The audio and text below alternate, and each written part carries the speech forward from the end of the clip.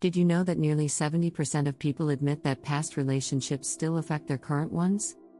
That's a staggering number. Most of us don't realize just how much emotional baggage can weigh us down. Carrying unresolved feelings can lead to mistrust, anxiety, and even conflict in our relationships. In fact, studies show that emotional baggage can make it 3 times more likely for couples to break up. So, what exactly is emotional baggage? It's the unresolved pain, fears, and memories we bring from past experiences into our current lives.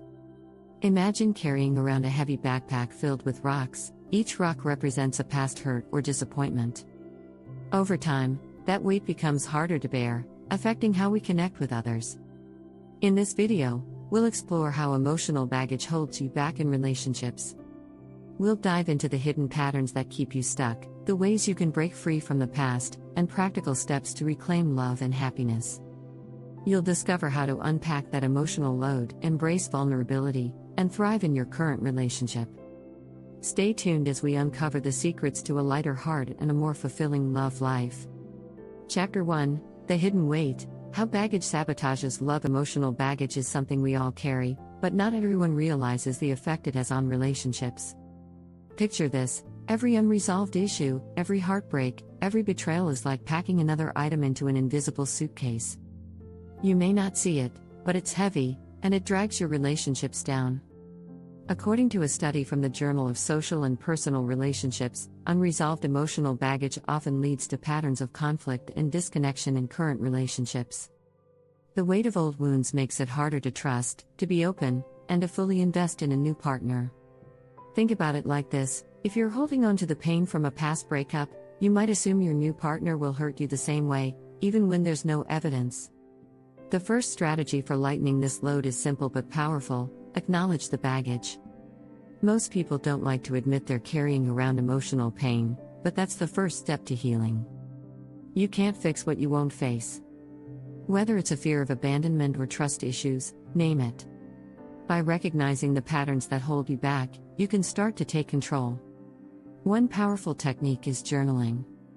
Write about your past hurts and explore how they might be affecting your current relationship. Studies show that people who journal about their feelings tend to process emotions faster and reduce their stress. A report by the American Psychological Association even found that expressive writing improves emotional regulation, which leads to healthier relationships. Another strategy is to practice mindfulness. When you find yourself triggered by your partner's actions, take a moment to pause. Ask yourself, is this reaction about them, or is it about something from my past? Becoming aware of your triggers is a crucial step toward managing them, rather than letting them manage you. Chapter 2: Mirror, Mirror, Reflecting Pain into New Relationships. Have you ever felt like you're dating the same person over and over again, just in a different body? That's the impact of emotional baggage. Psychologist Carl Jung said, "Until you make the unconscious conscious, it will direct your life and you will call it fate." In relationships, we often repeat patterns because we haven't dealt with the root cause of our pain. One key pattern is projection. This happens when we project our unresolved feelings onto our partners. For example, if you've been cheated on before, you might start seeing signs of infidelity in a partner who is completely loyal. It's not because they're untrustworthy, but because your past trauma is coloring your view. According to a study in psychological science, people who struggle with emotional baggage are more likely to misinterpret neutral actions as threats. So, how do we break the cycle? Start by taking ownership of your emotions. Ask yourself, is this feeling based on facts or past fears? By separating your partner's behavior from your emotional history, you can stop projecting and start seeing them clearly. Another helpful strategy is open communication. Instead of assuming your partner will hurt you like someone in the past, share your fears with them. A study by the Gottman Institute found that couples who openly communicate about their vulnerabilities build more trust and have stronger emotional bonds. Additionally, consider working with a relationship coach or therapist. They can help you identify and stop destructive patterns. Cognitive behavioral therapy, for example, is known to help people change negative thinking patterns and create healthier relationship dynamics. A licensed therapist can help you understand where your baggage comes from and how to stop it from interfering with your current relationship. Chapter 3: The Ghosts of Exes. Breaking free from past attachments. Lingering feelings from past relationships are like ghosts that refuse to leave. They show up when you least expect it, during a happy moment with your new partner or in an argument about something trivial. But here's a fact: it's almost impossible to move forward if you're still emotionally tied to an ex. A 2015 study in the Journal of Social and Personal Relationships showed that people who keep emotional attachments to their exes are less satisfied in their current relationships. It's like trying to drive forward while constantly looking in the rearview mirror. You can't focus on where you're going. So, how do you cut ties with the ghosts of exes? One strategy is emotional closure. It's important to accept that the relationship is over. This might involve having a final conversation with your ex, if appropriate, or writing a letter that you never send. Sometimes, just expressing your feelings one last time, even in private, can help bring closure. Another technique is to set boundaries with your past. If you're still in contact with an ex, ask yourself if that's really helping you move forward. Researchers have found that continuing to follow an ex on social media can actually slow down the healing process, causing old wounds to stay open. It's okay to unfollow or mute an ex if it helps you regain your emotional freedom. Finally, shift your focus to self-care and growth. Invest time in yourself rather than dwelling on the past. Learn a new skill, start a new hobby, or focus on building the life you want outside of relationships.